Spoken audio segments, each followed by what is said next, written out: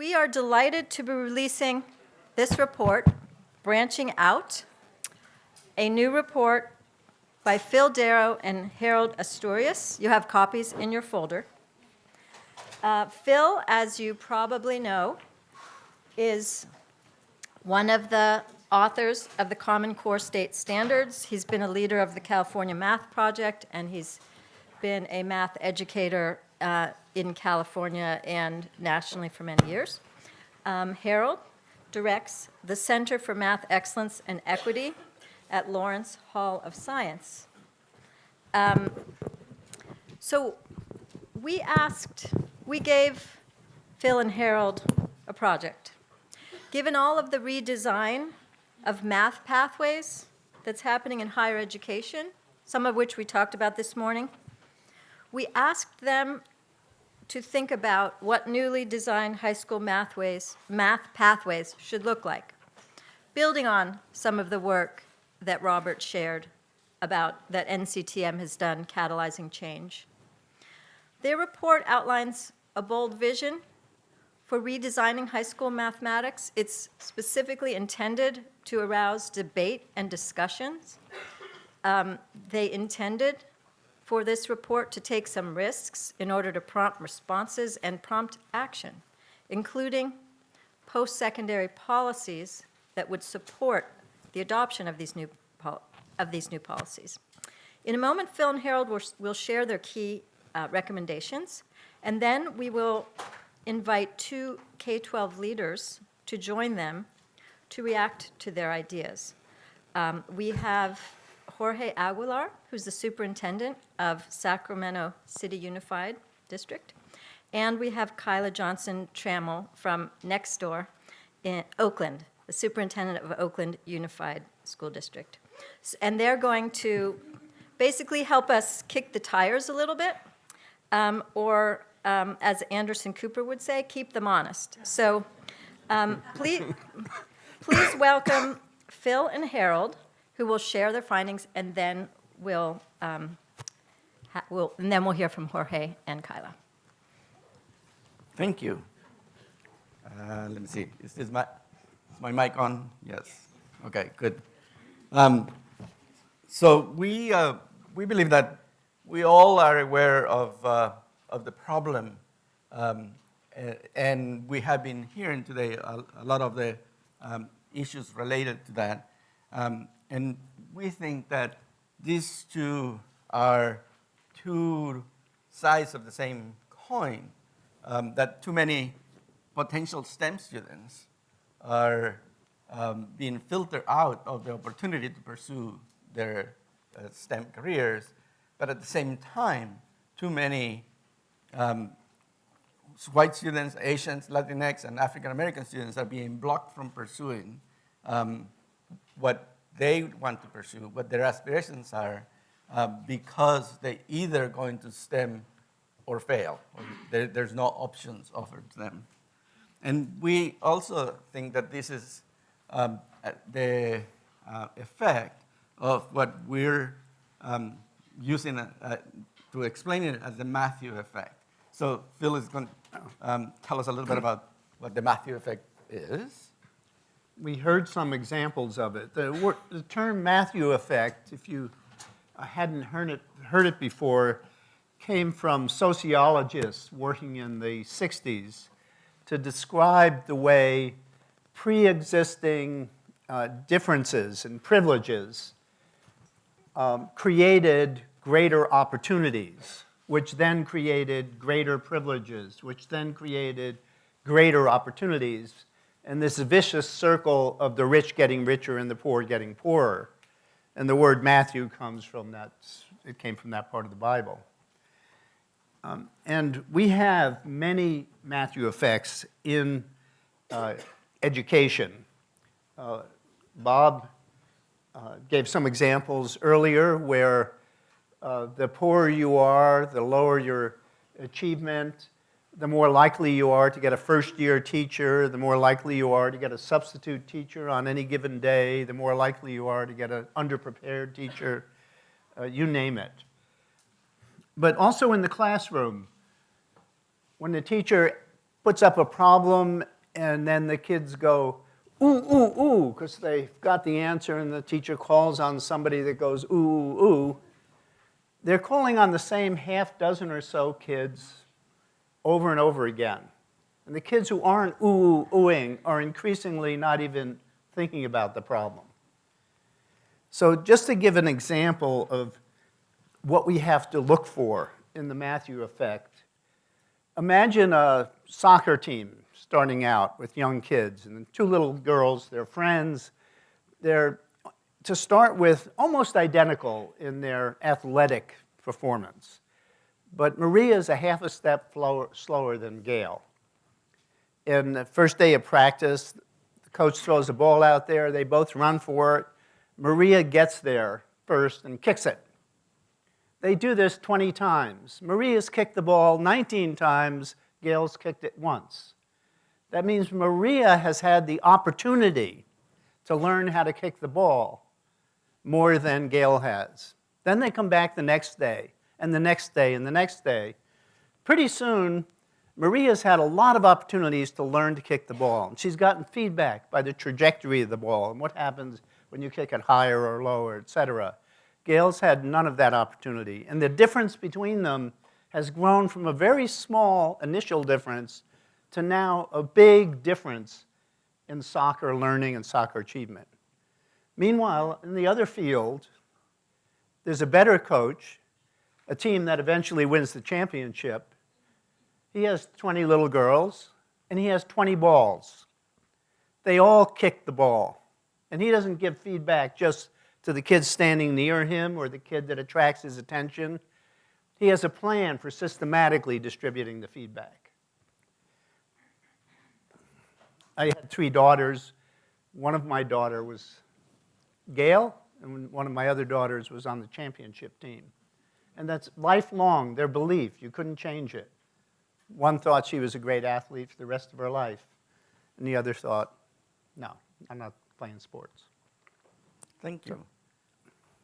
So part of the of knowing that what the problem is, we know that thinking that all students are following one single pathway is a fallacy, and this is obvious. It became obvious from a study at West Ed that Neil had done to show that only a very small percentage of students follow the pathway, and that only about fewer students pursue the 20 most common pathways, and then there are many pathways that do not support students in their aspirations. Therefore, we believe that the systems have to be supportive enough that will help students if they want to pursue, say, a career in music, that they have opportunities to get mathematics courses that are relevant and that support them in that, and that they get opportunities to also have advanced courses, mathematics courses. That is not instead of, but in addition to being recruited into careers that are STEM careers. But in order to create more opportunities, Robert was talking about creating more opportunities, opening the space.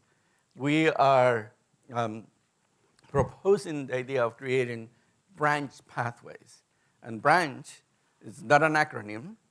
It's intentionally used as capital letters so that to make it as relevant as STEM, courses that will prepare students, depending on their aspirations, for other careers that may be closer to what they want to do, to their choice, and not feel that they're just the only option they have is to go through STEM careers or courses.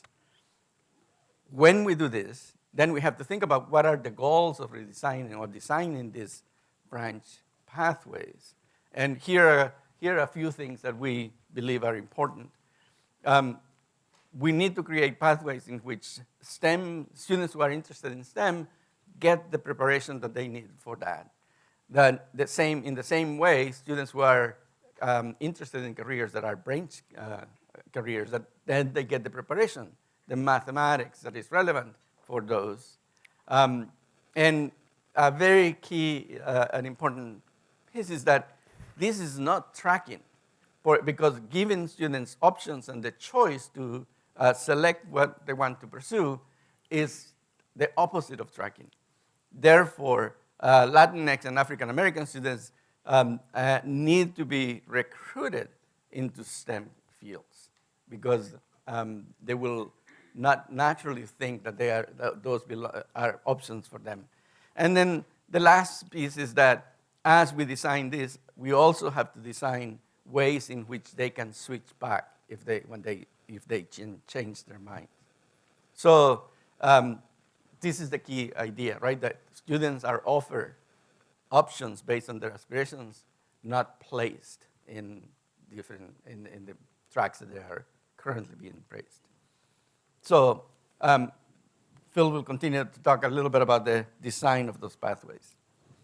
Yeah, so this point of doing away with placement, and instead of placement, starting after 10th grade with offering options to students, and not just being passive about it. Harold said recruiting Latinx, African American students into STEM. In the report, we state plainly that it's teachers' job, math teachers, science teachers' job, to do that recruiting. Kids are going to believe their teachers. We heard the stories this morning. And so it's getting the mathematics departments in the high school to take on the responsibility of recruiting kids. Okay. So the idea of the students having aspirations, they're young, but at some point we have to have branching. And the idea of a branch pathway is that it's for students who are not going into STEM careers, but maybe want to go into law, maybe want to go into digital entertainment. Who knows what they want to go into? It's giving them the mathematics that's more relevant to those kinds of careers, taught in a way that's not the rush through the topics you have to cover to get to calculus. Okay. So college admissions is one of the issues because it awards the extra point for AP and honors, but it does that for all courses. The problem isn't so much AP and honors as it is acceleration. There's only one course, AP course, that requires acceleration, and that's calculus, and then there's one physics AP course based on that. But all the other courses, English, in science, in the other sciences and so on, you don't need to accelerate to take AP. And that's because in math, we've defined the curriculum as something which is one-dimensional. It's shallow. The mile wide, inch deep, the inch deep part is the problem. So if it's that shallow, the only place that differences among students gets absorbed is how fast you go in this race to calculus. As long as that's the structure, kids are going to spread out, and it's going to make the differences greater than they really are. So, and just to see how relevant that race to calculus is, David Brassud, who many of you know, has looked at the question of what becomes of students once they get to the university. So these are students who took calculus in high school. And if you look at this pie chart, it's only this gray area over here that they take the next calculus course. All of the other pie pieces, they're not going on in STEM, mathematics. Some of them go back and take pre-calculus, even though they took calculus in high school. That big purple area, that's the largest group. Some of them repeat calculus. Some of them go non-mainstream into business or statistics or something like that. So this myth that the calculus pathway leads into STEM careers breaks down even when you get to the freshman in college. And this idea of readiness is used, as we heard this morning, as a tool of discrimination. And yet we do need kids to be ready, but the idea of readiness in other subjects is different than in math. It's because math has been used as an instrument of selecting and sorting for so long. All right, so let's take a quick look at some examples of school districts that have changed the pathways that kids go through, pathways as options, trying to make it more relevant. So we'll start with Escondido, who's in the room. There.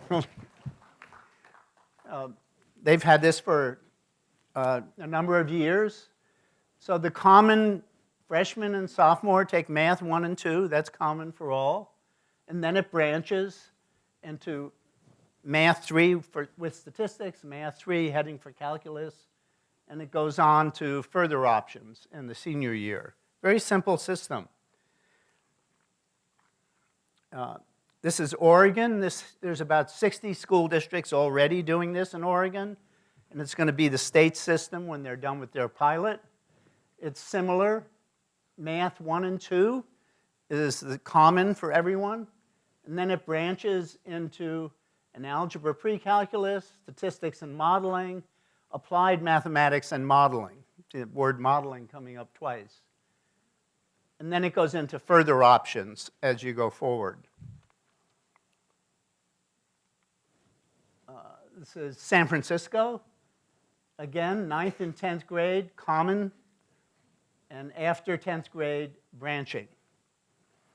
So one of the questions that this brings up is if you're having everybody together in the freshman, sophomore year and then diverging into branch pathways, what does math 1 and 2 look like?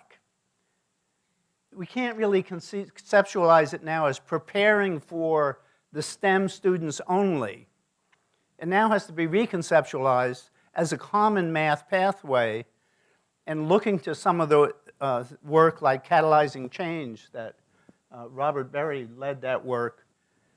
What is it that the students in the branch pathways really need in mathematics? Well, some of it is a reasonable fluency with algebraic language, but most of it is more around using mathematics to get things done. That's what the modeling is really about.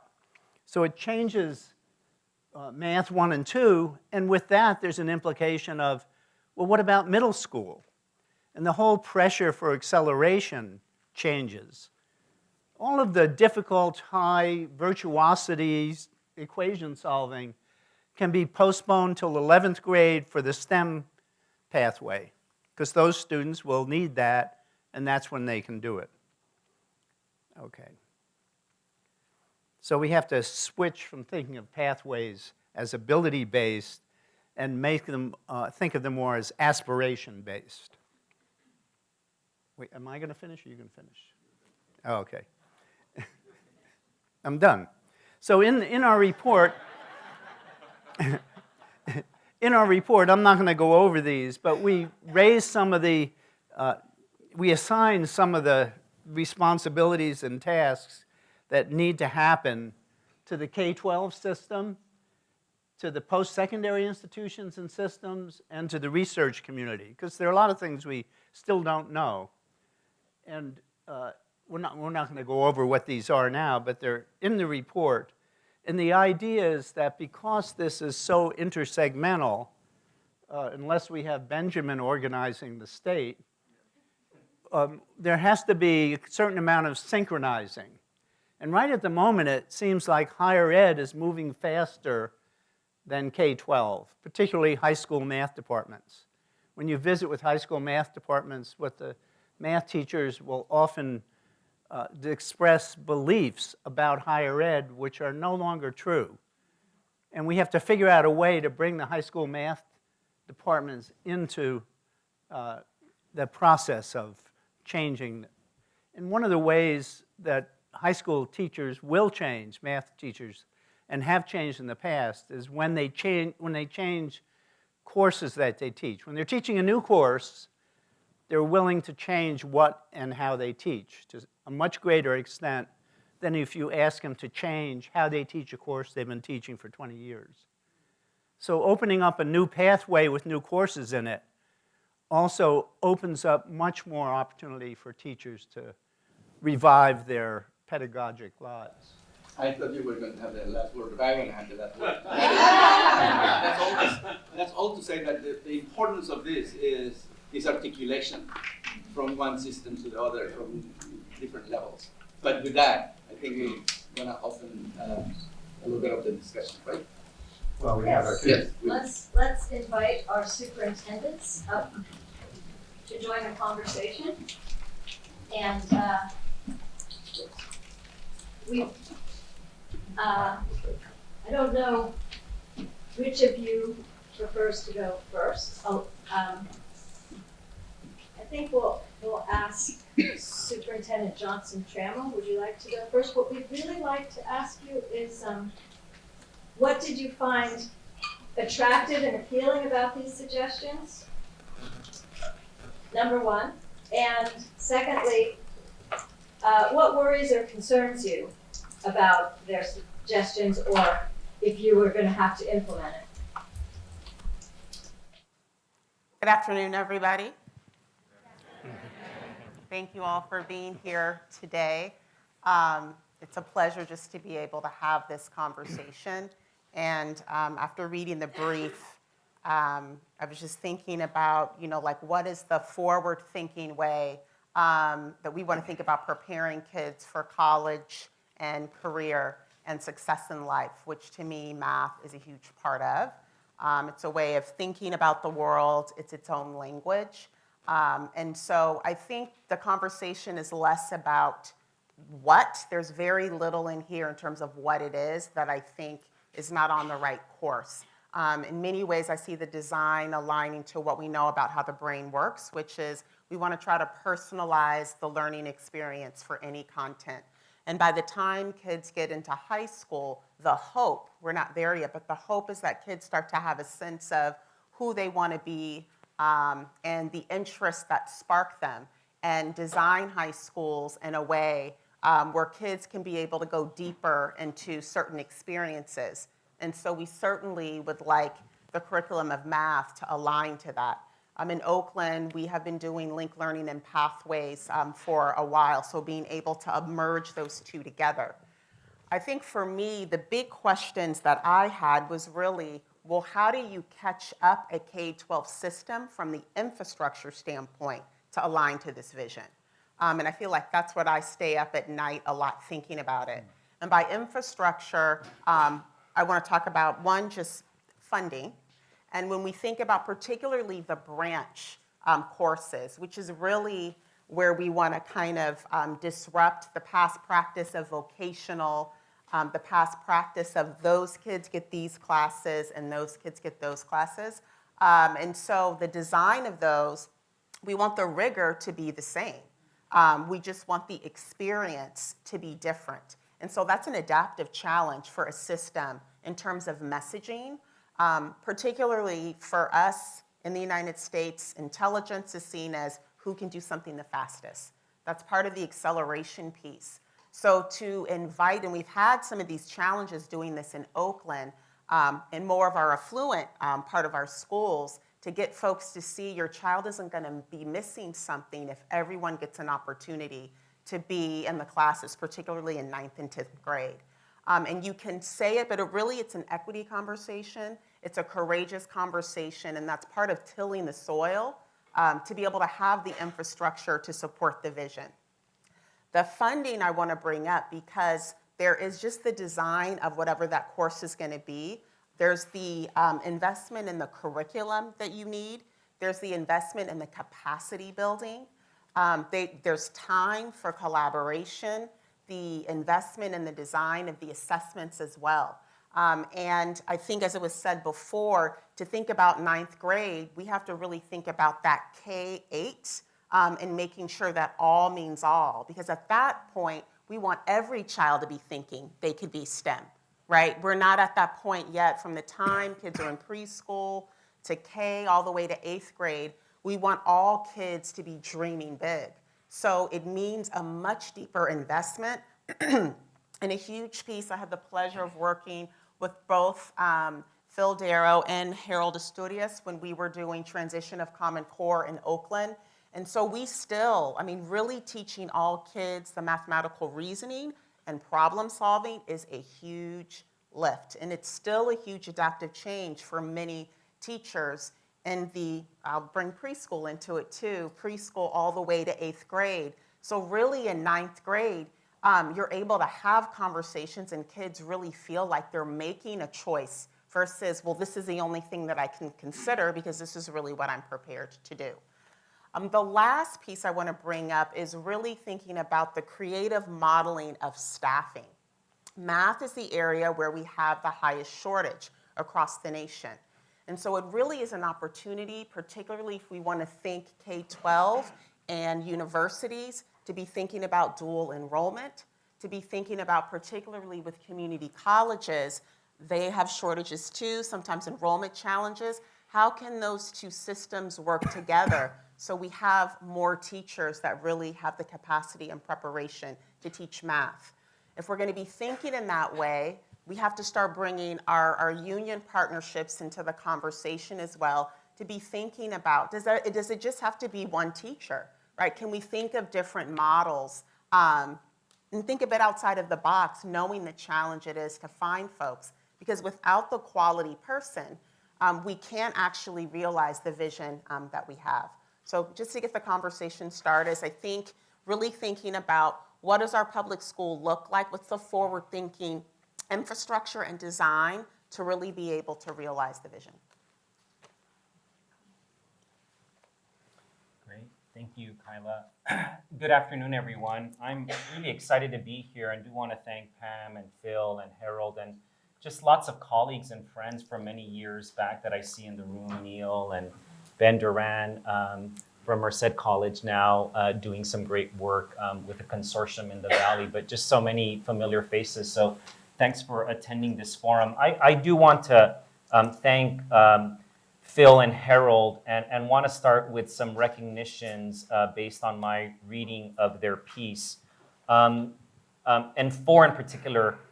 The first is just the recognition of the culture of K-12 and everything that entails. Phil spoke about how we teach math, how our math departments operate, et cetera. But also the recognition of the culture of higher ed as it relates to admissions policies and the impact that admissions policies, perceptions versus reality still play out in K-12, and we feel it last. And so this idea that higher ed is moving faster doesn't feel like that in K-12 because we're dealing with perceptions and realities. And I want to touch on that for a few minutes, at least based on my experience in Sacramento.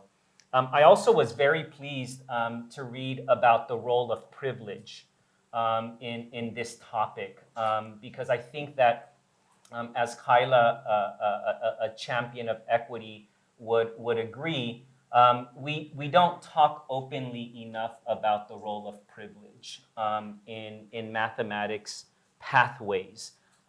We still operate on the notion of hard work will get you to the same place or same places. And so there was a piece that I did want to recognize Phil and Harold for including there. And then just the sort of the combination of a recognition of the role that this fundamental disconnect between K-12 and higher ed plays. The reality that this disconnect doesn't incentivize to have conversations that one partner might want to have but the other doesn't have.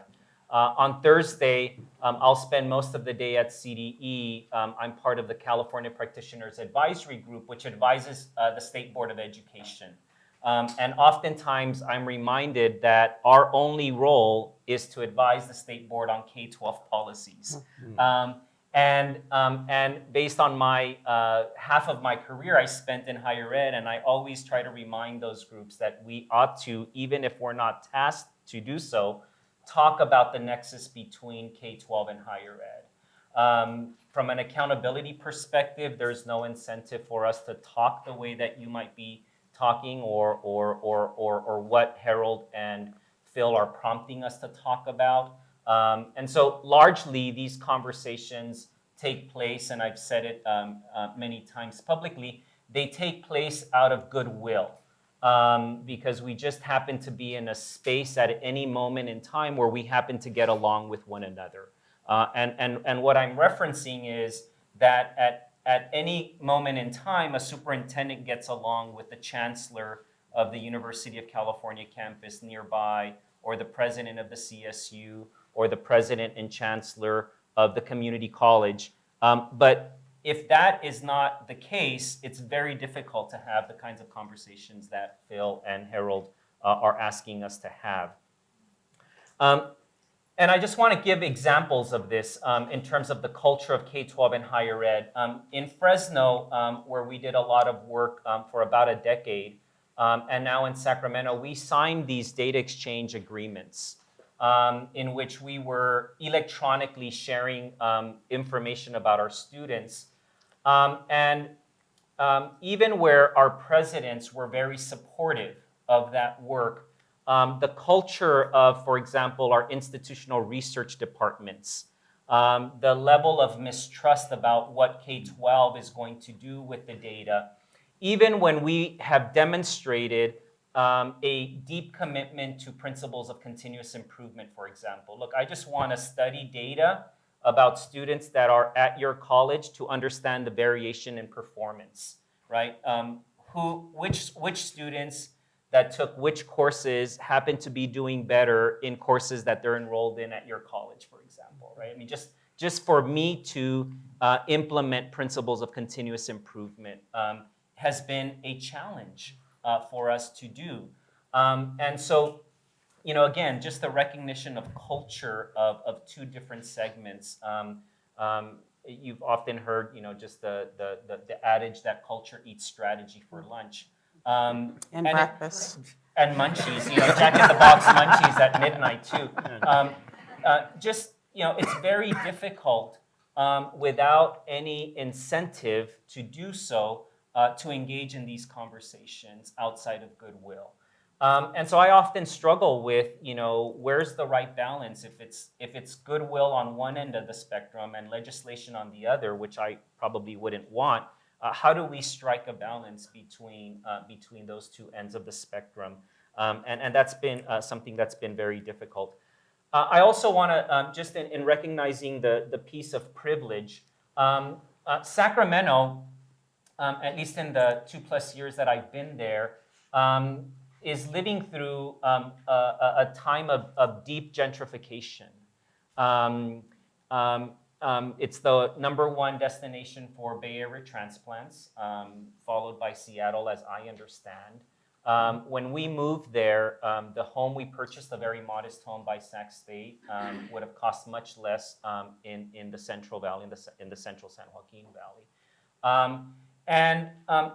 So this role of gentrification, coupled with us being an open enrollment school district, then has created, and I've got some of our staff here, has created these inequities that, again, because the movement in higher ed isn't felt in K-12, there's deeply rooted perceptions about math pathways and every other pathway, which then creates inequities just in enrollment practices. We have specialty programs that are not diversified.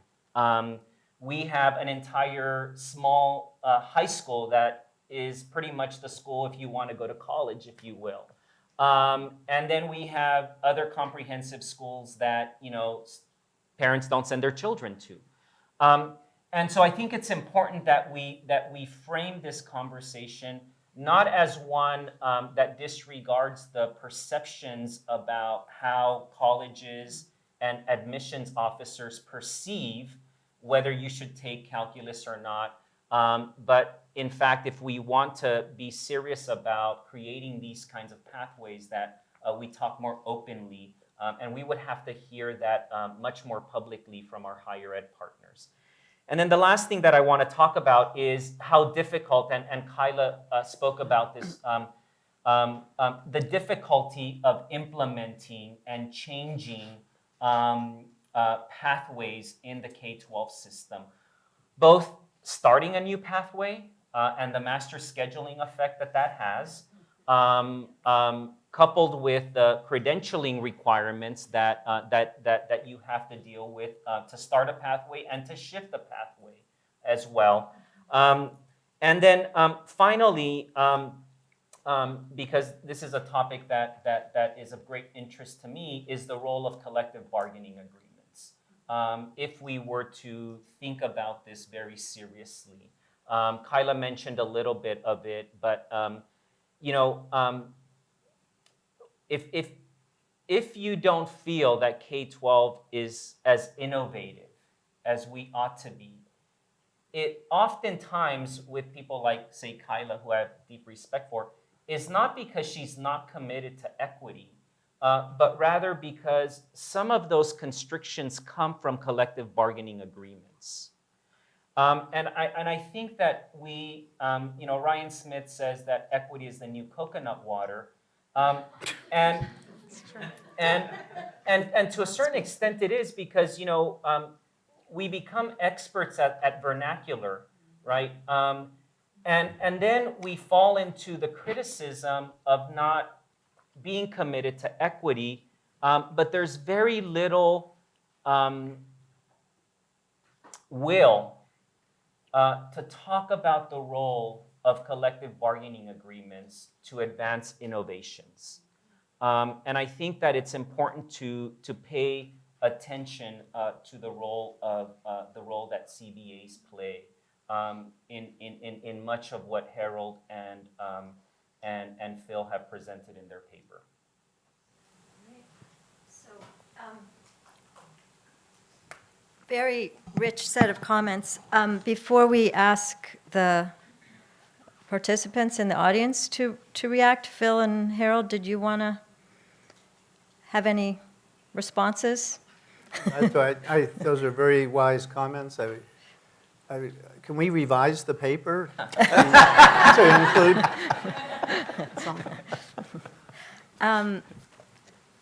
Does anyone here want to pose an easy or difficult question? Let's see, I see someone has one. Kim? Hi, Kim Sundin-Yago. Yes. So you pose the structural, cultural, sociological constraints on education that are holding us to really what we've been doing forever, because for some reason our society accepts that, correct? So this is a really tough question. As a visionary, you're both visionary, all four of you are visionary actually. How do we get out of that? It's huge, but Like, what's the first step? Or, yeah. Well, Or what? we'll just have a generative conversation. As Jorge was talking, I was writing down, how much, when you're trying to make changes like this, like to me, this is an equity conversation. And this conversation is really, what do we need to do, right, to provide every student of an underserved community the opportunity to live their best life? And is there really the goodwill to do that, right? Because if there is, there's really no need for kind of government and legislation.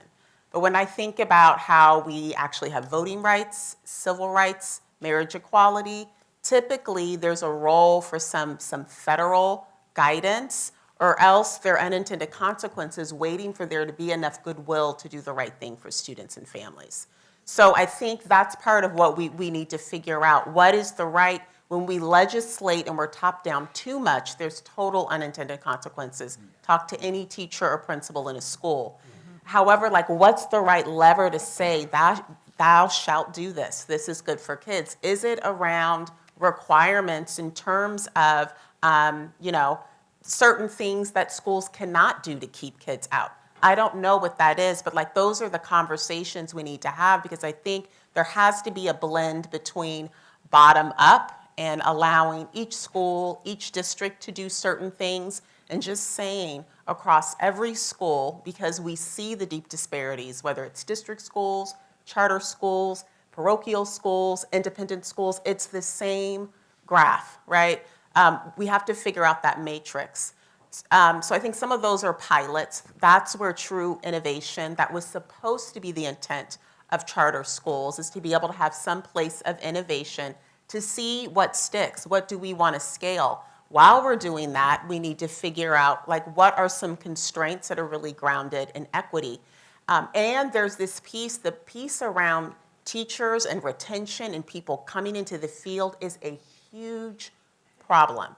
And it is a cultural problem in terms of how we're talking about teachers, in terms of how we're talking about education, where people are like, I just don't want a part of it anymore. And so that is a conversation for not just K-12 school districts, but it's government, it's businesses to really figure out, why would I want to be a math teacher when I can go work for Mark Benoff, right? What's the incentive in that? And so that to me is another place of innovation where we're really thinking differently about the profession and the staffing model. So I think we can't just wait for government, but we have to get clear on what lever and where does it make sense to do some revisions and some really visionary thinking around policy. And I think part of it is admitting, once we were coached in the change process, and this political coach said, your competition is the status quo. And in order for people to abandon the status quo for a pig in the poke, you have to make the status quo scary. You can't let it be comfortable. And so part of it is getting to the point where, and I think Algebra 2 is a good target. Who loves Algebra 2?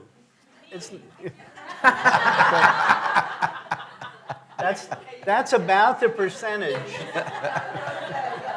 You're on the other side of the bell curve.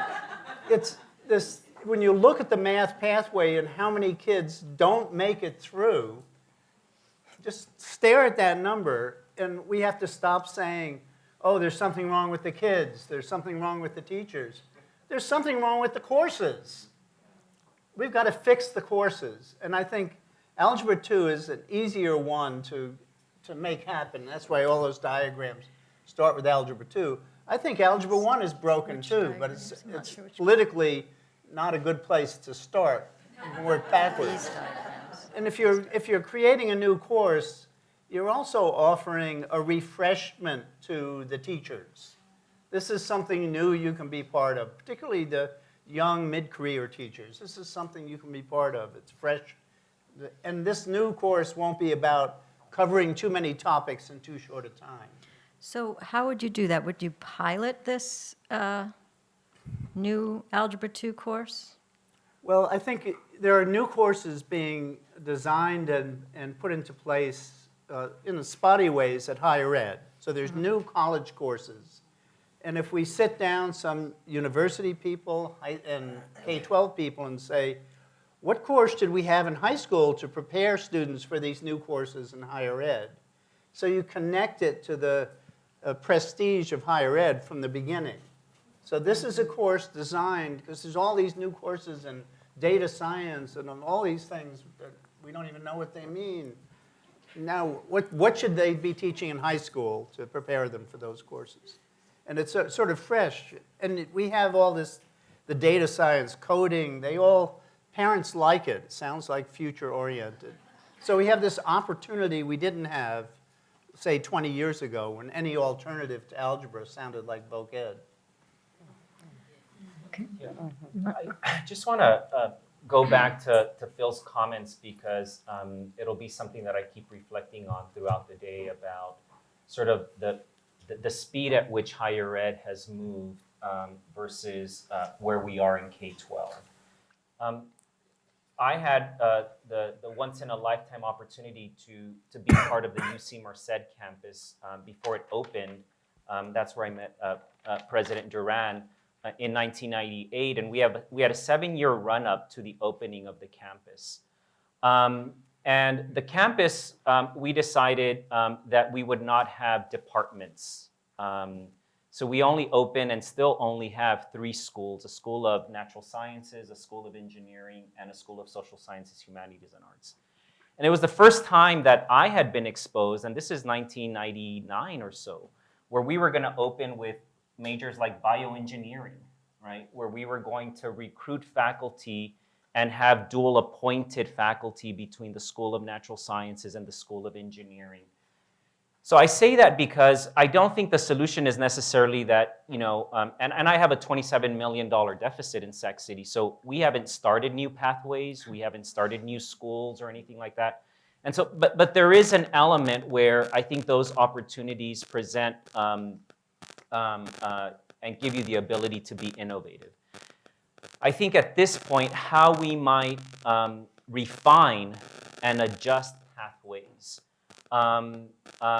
We have wonderful culinary arts pathways, for example. So Phil talking about some of these courses, data science course, math and culture.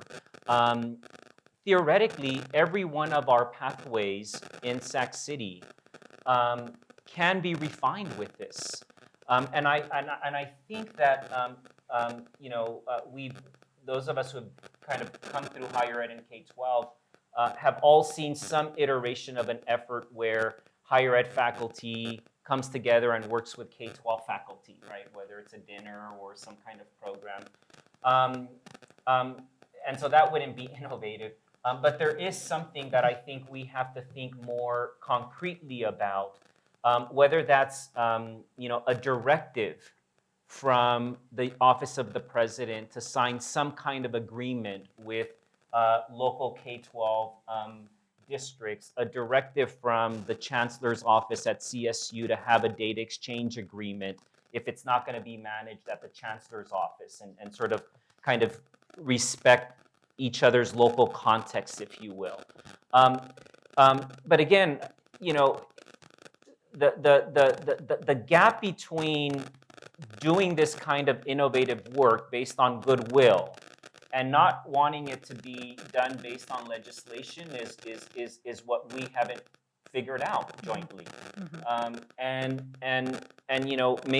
Maybe it is a directive that isn't legislated, but does promote that some of this work might take place. Because I can tell you in the 2+ years, we've built a strong partnership with Sac State and UC Davis. But at this point, we wouldn't have anything in mind other than maybe bringing our faculty to have dinner together and talk and get to know each other. And I don't think that would be sufficient. Let me make a quick Yeah, comment. Harold. And that is that what I heard from Kyle and Jorge is that they were highlighting all the needs for structural changes and funding and all the things that are needed. And that made me think that we don't know yet how to forge the conversations, other than Ben probably, on bringing all these different stakeholders with different agendas and caring about each other's needs, right? Because we come to the table, how do we bring to the table and create real conversations? Because we all talk about equity, for example, but when does equity become real, and how do we make it real for all of us and care about each other's agenda in all the stakeholders that are with different agendas? I just want to bring in one thing from this morning's conversation. We're talking here about how post-secondary education is ahead of K-12 in terms of building out these new math pathways, but we also talked this morning about how higher ed mathematics faculty can learn, have things to learn about effective teaching from some of the things going on in K-12. So just wanted to insert that for those who weren't here this morning. Higher ed is moving faster in terms of new courses, but it's not necessarily moving fast enough in terms of admissions policy. And I think we're hearing from Jorge, it's admissions that drives the parents and the teachers as a condition of opportunity. So higher ed has some work to do with admissions. Do you want to be more specific about that? Well, Or you can say no. the outsized role, maybe we can call on Patrick, but the outsized role played by AP Calculus in the thinking of parents and teachers and even admissions office in being selective.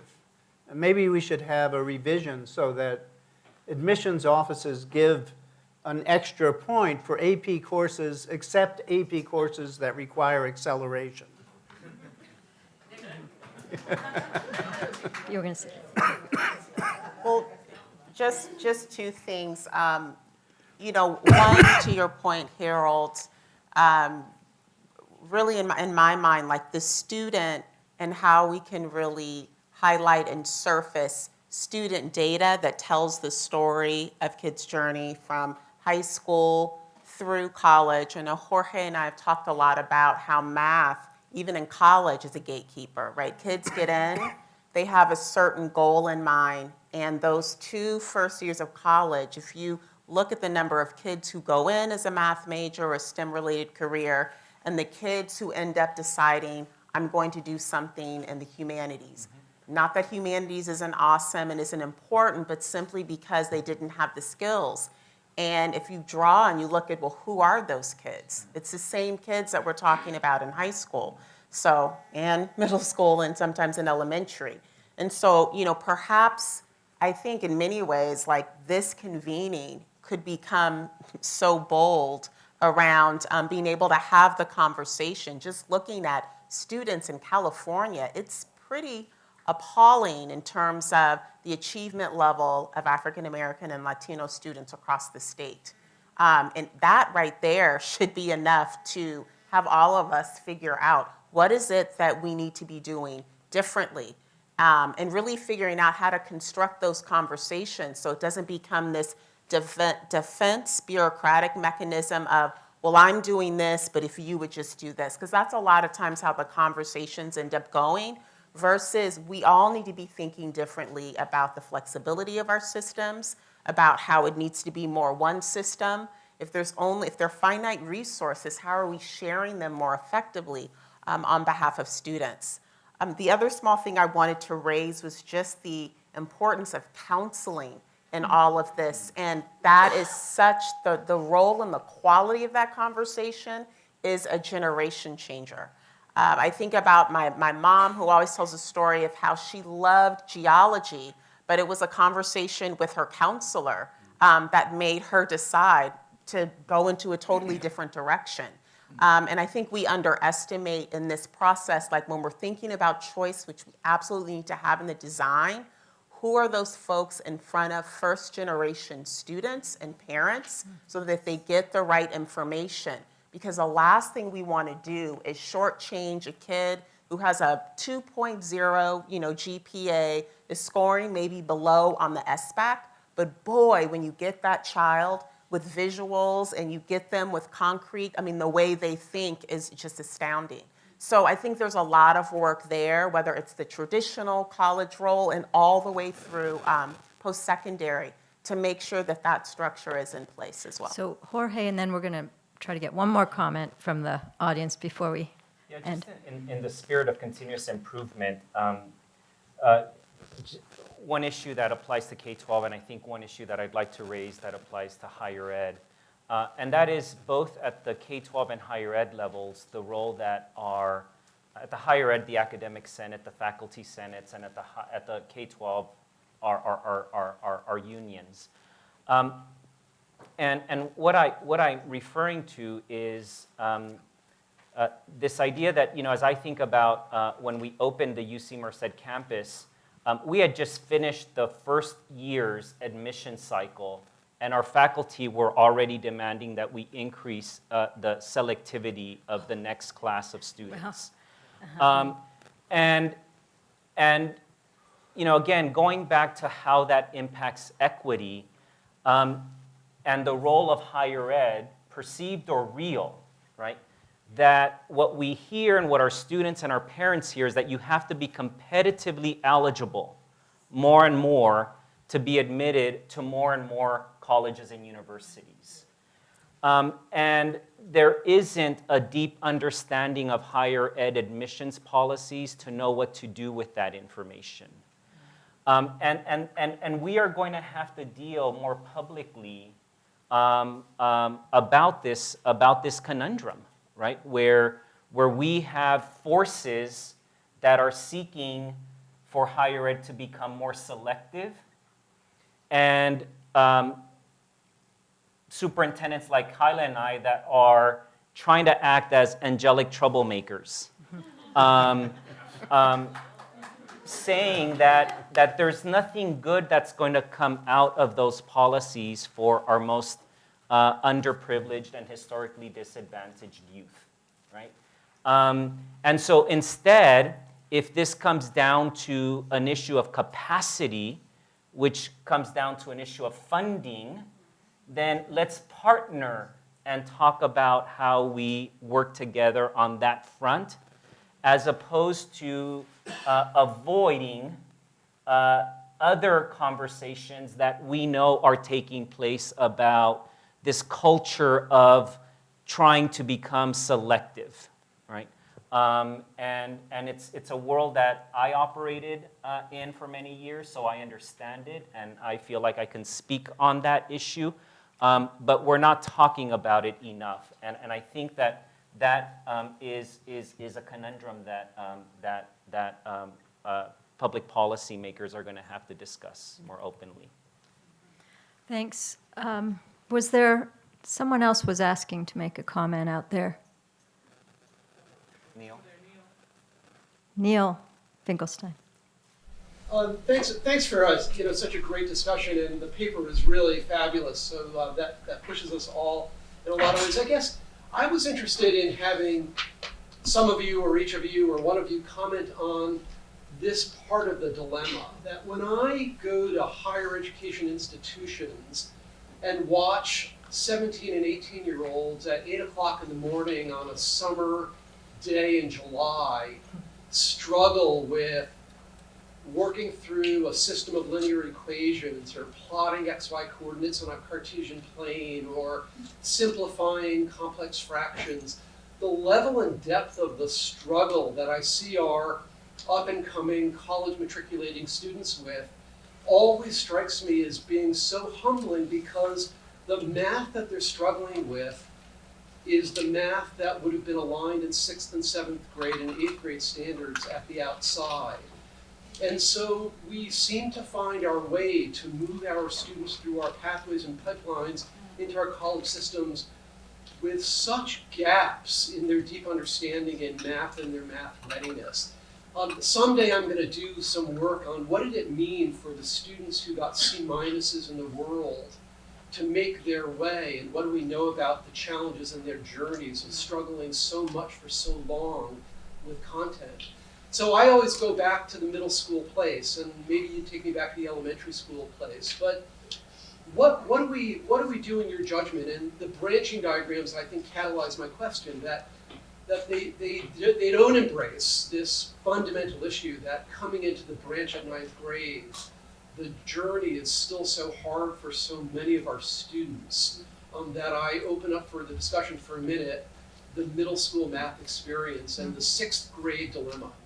So I think it's telling that it's those middle grade parts of mathematics, and all of them that you described are very important.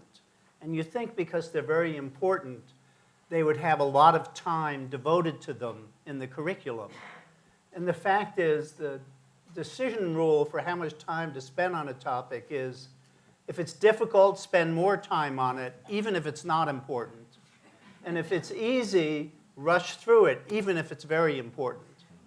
And so some of the topics that you talked about didn't get a lot of attention in middle school and got no attention after that in those kids' experience.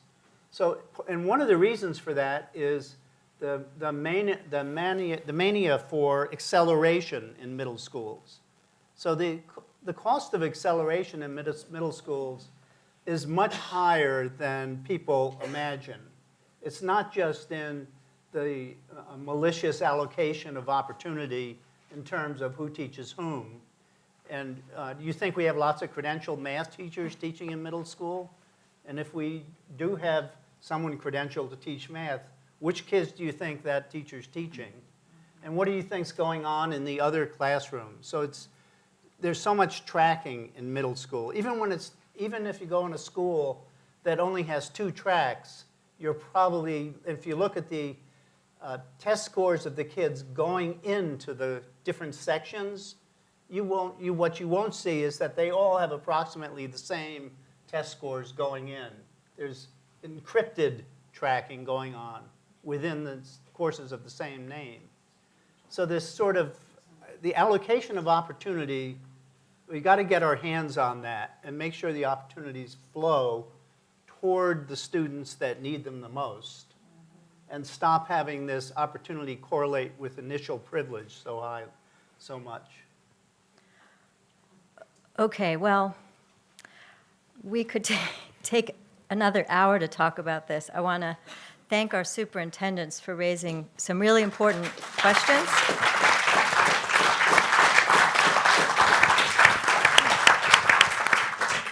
And I want to thank Phil and Harold for writing something provocative to prompt those questions, and just acknowledge that we haven't come to all of the answers in our 1 hour today, but I think you've helped set us off on the right track for doing so. Thank you for giving us the opportunity to do this work, and the it's- Opportunity Institute. It's the Chris. Opportunity Institute. Yeah.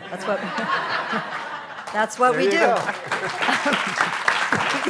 So.